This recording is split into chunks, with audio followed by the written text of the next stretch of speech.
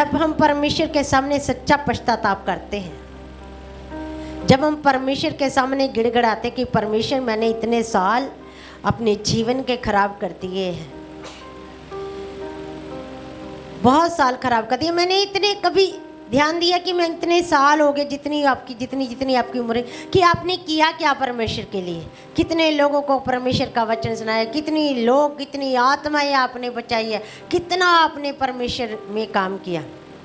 आप इसकी ओर ध्यान दें और आप एक और बात की ओर ध्यान दें। आप संसार में रहे, आपने संसार के अंदर कितने साल खराब कर दिए, कितने घंटे खराब कर दिए, कितनी श्वासें खराब कर दी। वही श्वासें जो यीशु ने दी, श्वासें कोई और दे रहा है, जीवन कोई और दे रहा है, काम किसी और का कर रहे हैं। शैतान तो केवल शैतान की ओर से क्या मृत्यु, पाप की मजदूरी क्या है, मौत, और जीवन यीशु के ऊपर विश्वास करना ही जीवन है। वो यीशु, वो जीवन किसी और में वास नहीं करता, वो जीवन केवल आप में वास करता है। आमेन आमीन। जब वो हम में चलता फिरता है तो कोई बीमारी, कोई कमजोरी, कोई रोग हम में वास नहीं कर सकता, ये पवित्र शास्त्र कहता है। आमीन आमेन। जब वो सहायता करने वाला सेनाओं का यहोवा, मैं अपनी आंखें, वचन कहता है मैं अपनी आंखें पर्वतों की ओर लगाऊंगा, क्योंकि मेरी सहायता स्वर्ग ही की ओर से आती है। मेरी सहायता करने वाला यहोवा परमेश्वर, कोई कितना बड़ा परमेश्वर है, वो आपके छोटे से हार्ट में बैठ जाता है। क्यों बैठ जाता? क्योंकि परमेश्वर के लिए परमेश्वर ने आप लोगों को अपने हाथ के द्वारा रचा है।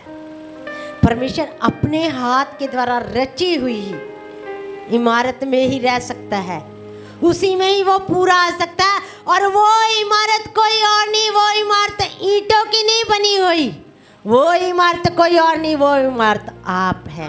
आप यीशु का घर हैं और यीशु आप में वास करता है। आमीन। जब यीशु आपके साथ साथ चलता है, अब मैं देखिए, अब मैं चलूँगी, जब मैं खड़ी हैं तो मेरा हार्ट तो मेरे साथ ही है ना, कि मैंने ऐसा तो नहीं है कि अपने हार्ट को निकाल के रख दिया बाहर और बिना हार्ट के ही चल रही हूँ। जहाँ कहीं भी हम जाएंगे हमारा हार्ट हमारे साथ साथ ही चलेगा।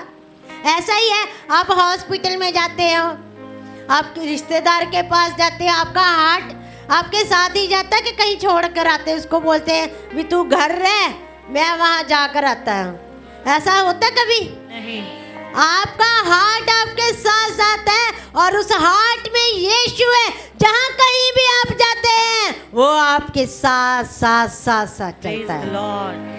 आमीन आमेन। कितना महान परमेश्वर है। उसकी मोहब्बत, उसके लहू के बारे में सोचते रहे, सोचा करें उसके लहू के बारे में। कितना कीमती है उसका लहू जो हम सब के लिए उसने बहा दिया। उसके लहू की कीमत कोई चुका नहीं सकता, उसके लहू की कीमत हम लगा नहीं सकते।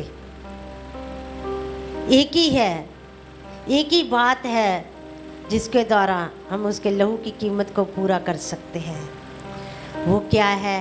कि हम सच्चा पश्चाताप करें। यही है।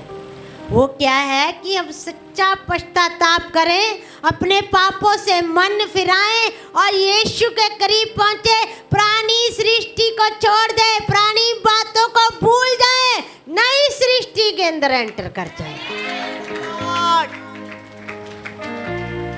जिस टाइम हम ऐसा करने लगे, जिस टाइम हम पाप से नफरत करने लगे, जिस टाइम हमने संसार के जीवन को छोड़ दिया, तो हम यीशु से प्यार करेंगे, तो यीशु के लहू की कीमत को बहुत अच्छे से समझ पाएंगे। संसार के लिए, संसार को बहुत सारे लोग हैं जिनको कहा जाता है कि आप प्रभु के लिए कुछ करें, अब प्रभु को अपना जीवन दीजिए। वो क्या कहते हैं कि अभी हमारे पास वक्त नहीं है, अभी तो हमने संसार में कुछ देखा ही नहीं, अभी हमने अपने बेटे का ब्याह करना है, फिर बेटा ब्याह के आ जाएगा, फिर कह देंगे अभी तो हमारी बहू प्रेग्नेंट है जी, फिर उसकी डिलीवरी हो जाएगी, फिर कहेंगे अभी तो लाले को पालना है हमने। लाला भी पल जाता है, खिलाते हैं, झूले झाले उसको देते हैं, लाला भी बड़ा हो जाता है, फिर भी अभी कहते हैं ये तो जवान है, इसका बड़ा ध्यान रखना, अब इसके लिए रिश्ता ढूंढना है, फिर रिश्ता ढूंढ लेते हैं, फिर नई बहू आ जाती है, अभी तो हमारी बहू नहीं है, हम उसको अकेला नहीं छोड़ सकते, फिर बहू उनकी मैरिज लाइफ चलने लग जाती है, वो भी बच्चे पैदा कर देते हैं, फिर कह देते हैं अब फिर लाले आ गए हैं, अब इनको कौन संभाल लेगा, इनको भी देखना होते हैं। ये संसार की बातें हैं।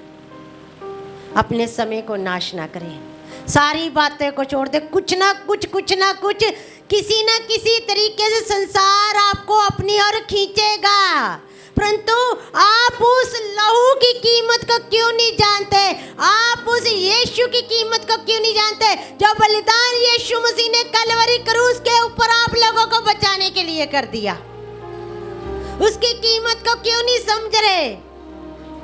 जब आप वक्त नहीं देंगे यीशु को, तो यीशु को कैसा फील होगा, मैंने बचाने के लिए, मैंने इस बेटी को बचाने के लिए, मैंने इस बेटे को बचाने के लिए अपने लहू तक को बहा दिया, मैंने कोड़े खाए हैं, मैं लहू लहान हो गया ताकि मेरे बच्चे, मेरी कौम, ये सब बचाए जाए, ये सब लोग उद्धार को प्राप्त करें।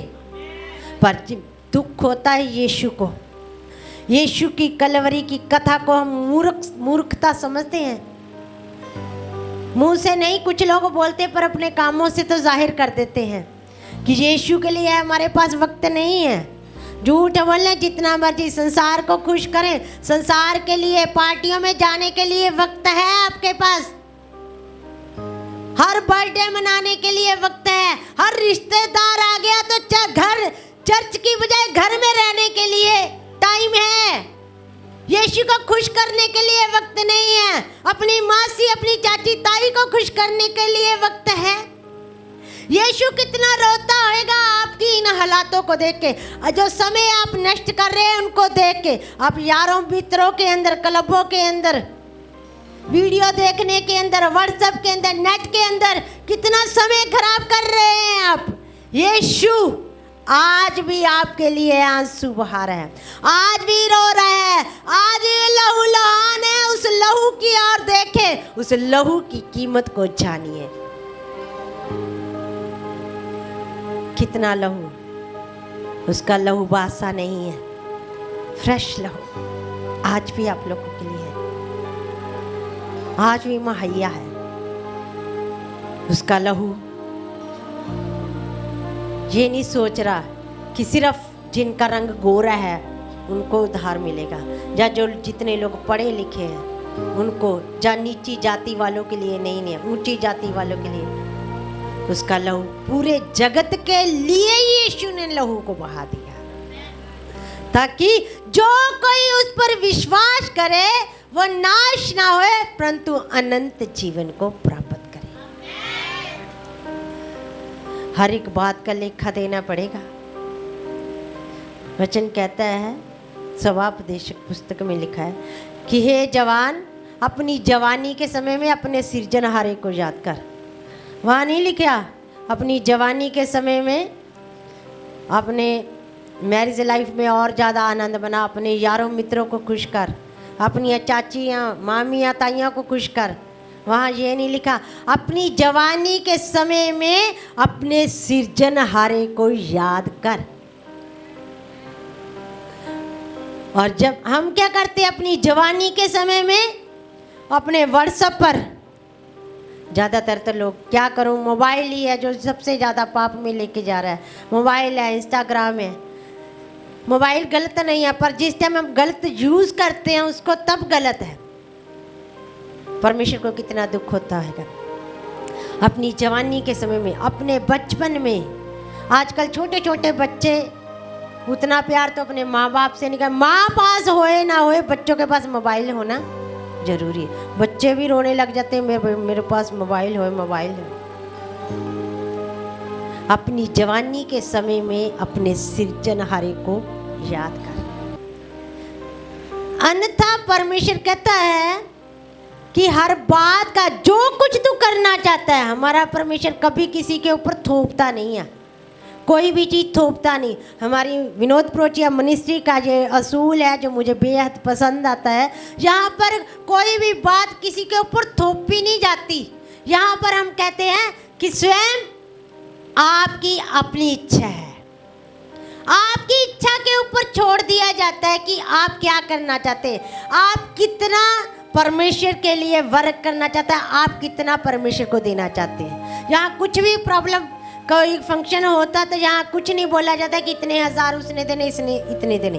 यहाँ पर यही कहा जाता है जितना आप अपनी खुशी के साथ देना चाहते हैं उतना ही दीजिए, कर्जे लेके ना दीजिए, ये जरूर बोला जाता है।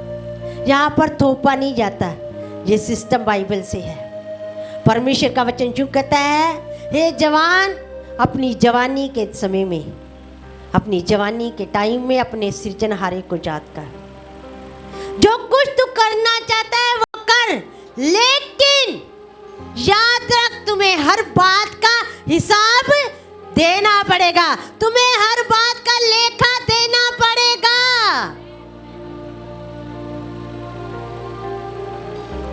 एक बार पीछे की ओर झांक के तो देखिए कि आपने इतने सालों में क्या किया। चाहे कोई छोटी बात है, चाहे कोई बड़ी बात है। कई बार हम एक दूसरे की बुराई कर देते हैं, एक दूसरे के लिए कुछ ना कुछ बोल देते हैं, टॉन्टिंग कर देते हैं। पर परमेश्वर कहता है जीवन और मृत्यु तुम्हारी जुबान के अंदर है। इस बात की ओर ध्यान दे। अगर कहा है, कई बार वैसे ही बातों बातों में बोल देते ये चीज़ों को छोड़ दो, मत को, मत किसी की बुराई करो, मत करो किसी की निंदा, मत अपशब्द निकालो।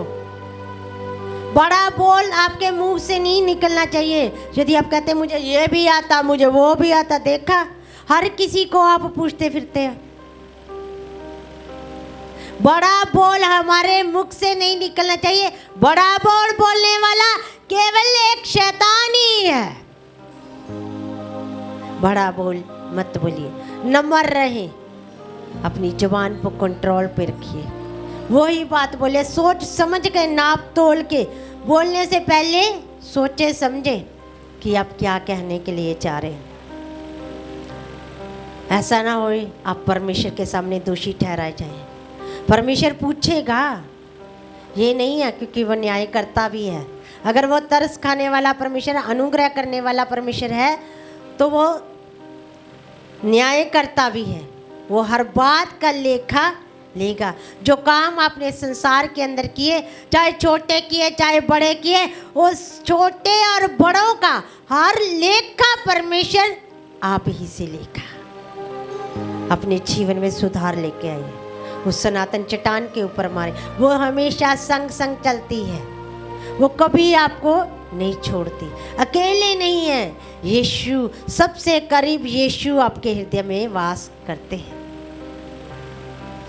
जब कभी आप मुसीबत में पड़ जाते हैं, जब कलेशों से गिर जाते हैं, तो उस टाइम अपने यीशु को और देखें, वो आपके बिल्कुल करीब है।